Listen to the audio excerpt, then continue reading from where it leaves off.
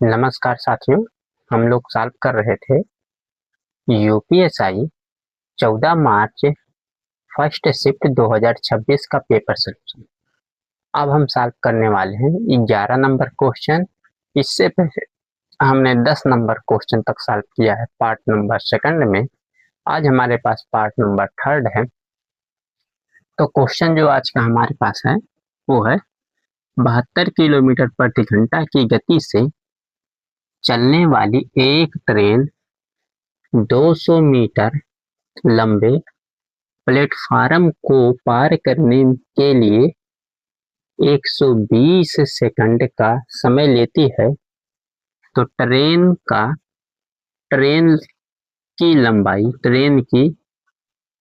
लंबाई ज्ञात कीजिए। हमें बताना है ट्रेन की लंबाई बताना है।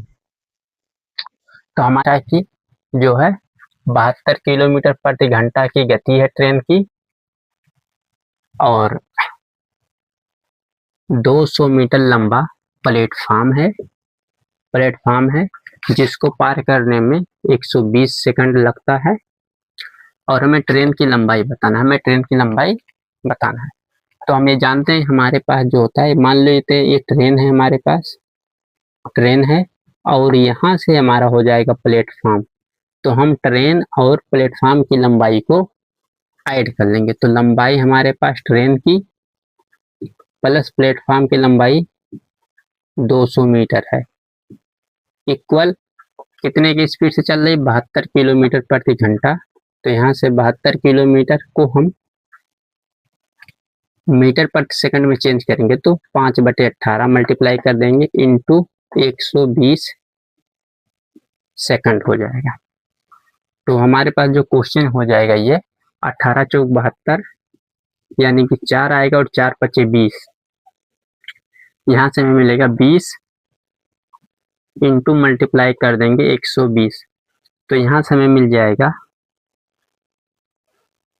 2400 और 200 मीटर ये है, 2400 मीटर ये हो जाएगा। 200 मीटर इसमें से माइनस कर देंगे हम, यहाँ से 200 मीटर माइनस कर देंगे तो हमें ट्रेन की लंबाई यहाँ से मिल जाएगा 2200 मीटर। तो इस क्वेश्चन का राइट आंसर हो जाएगा 2200 और ऑप्शन नंबर हमारे पास सी है।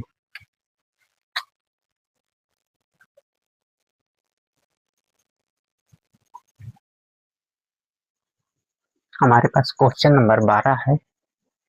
एक फैक्ट्री हर महीने 10,110 बल्ब बनाती है। यदि 20% बल्ब खराब हैं तो कितने बल्ब खराब हैं?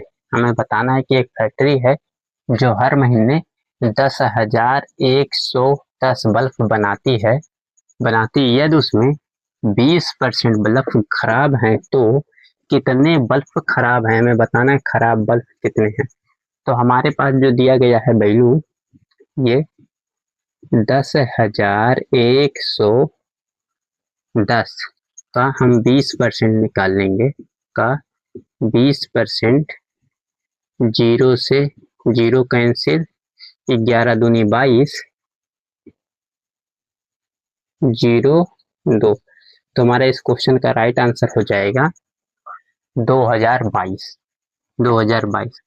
11 दूनी 22 और 2022 ऑप्शन नंबर हमारे पास डी राइट है। इस क्वेश्चन का ऑप्शन नंबर डी राइट है।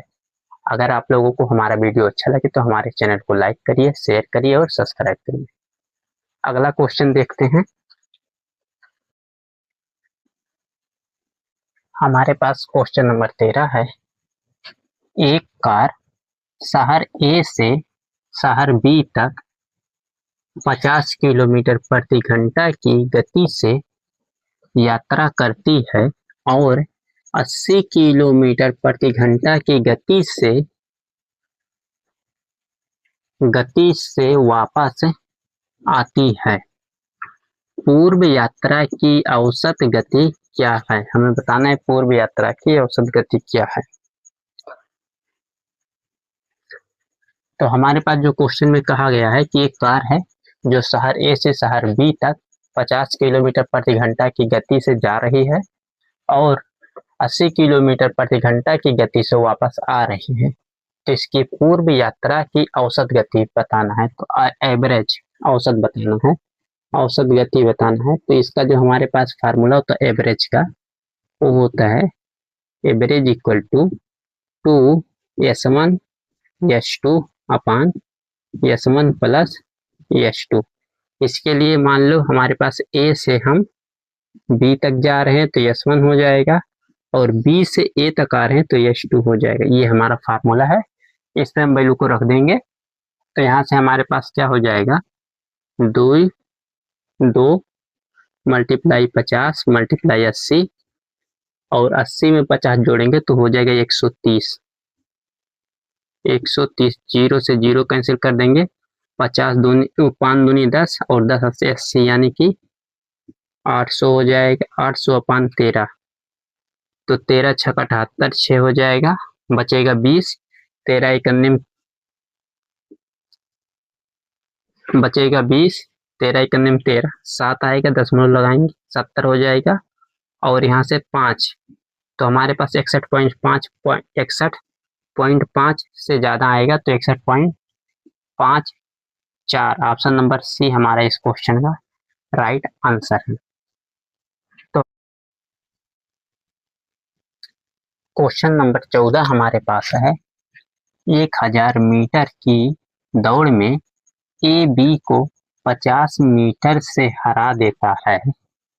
यदि उसी दौड़ में बी सी को 250 मीटर से हरा देता है तो ए सी को उसी दौड़ में कितने मीटर से हरा देता है। हमें बताना है कि जो ए है वो सी को कितने मीटर से हराएगा, हमें ये बताना। क्वेश्चन कह रहा है कि 1000 मीटर की दौड़ है जिसमें बी सी को 500 मीटर से हरा देता है, और बी सी को 250 मीटर से हरा देता है। तो हमें बताना ए सी को कितने मीटर से हरा देगा।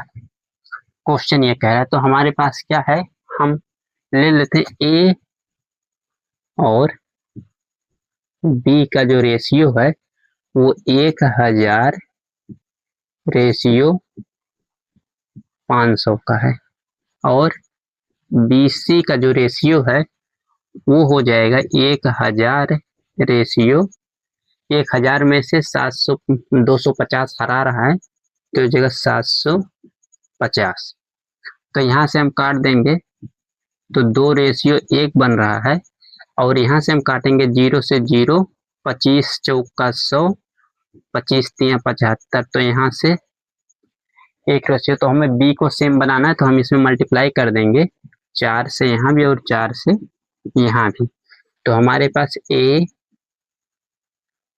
बी सी जो रेशियो बनेगा ये बन जाएगा 4 दूना 8, 4 और 3 का बाद जो 8 का वैल्यू दिया गया वो 1000 मीटर दिया गया है। 1000 मीटर, तो 8 का कितना गुना है, तो हम यहाँ से अगर निकालना चाहें तो ये 125 गुना है। 8 पंजे 40 के 0, 8 दूना 16, 4 20 के 0, 8 2 10, 1000 गुना।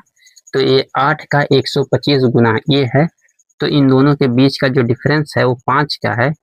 तो 5 में हम क्या करेंगे, 125 गुना 5 को भी कर देंगे तो 25 पच्चे 625। तो हमारा 625 मीटर इस क्वेश्चन का राइट आंसर हो जाएगा, और ऑप्शन नंबर फर्स्ट।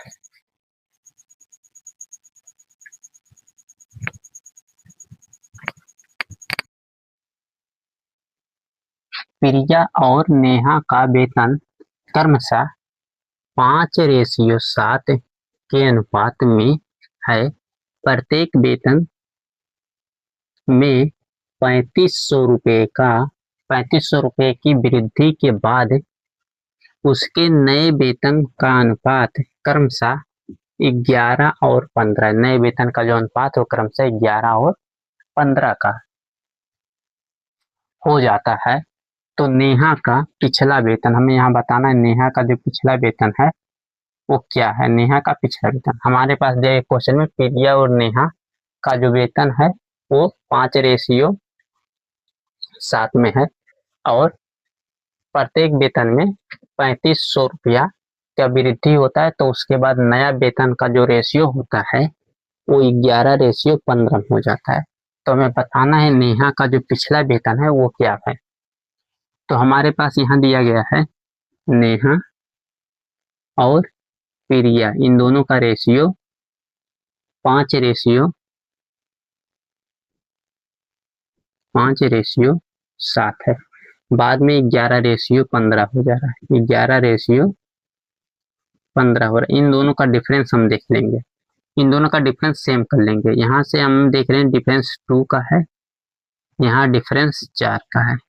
इसमें हम 2 से मल्टीप्लाई कर देंगे तो ये भी डिफरेंस क्या हो जाएगा, सेम हो जाएगा। तो हम देख रहे हैं यहाँ से यहाँ 4 का डिफरेंस है, यहाँ भी 4 का, 10 से 11 हो रहा है, मतलब यहाँ +1 हो रहा है। 14 से 15 हो रहा है, यहाँ भी +1 हो रहा है। तो हमारे पास जो नेहा का ये है 14 है और हमें नेहा का पिछला वेतन बताना है। तो यहाँ से क्या हो जाएगा, 14 में मल्टीप्लाई कर देंगे, ये जो 3500 रुपया वृद्धि हुआ है, तो हमारे पास 3500 का मल्टीप्लाई कर देंगे तो यहाँ से हो जाएगा 14 से हम मल्टीप्लाई करेंगे तो 0 0 मिल जाएगा, 5 चौक 20 और 4 तियाँ 12, 2 14, 14,000 हो जाएगा। और इससे मल्टीप्लाई करेंगे तो 0 0 5 और 3, तो यहाँ से 9 और 4 49,000। तो हमारे पास इस क्वेश्चन का राइट आंसर हो जाएगा ऑप्शन नंबर बी, 49,000।